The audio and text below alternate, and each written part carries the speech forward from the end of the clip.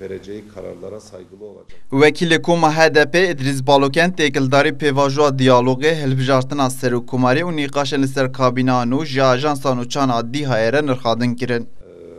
Aslında bu zor süreçte de Kürt halkı Balokent diyar kir ku heyeta HDP piştî ku li Qendîlê hevdîtin pêk anî xwaz bi hikûmetê re ji hevdîtina pêk bîne û anî ziman ku ji ber dê kabîna hikûmetê de guhertin pêk bê ew heyeta AKP re nehatin gel hev.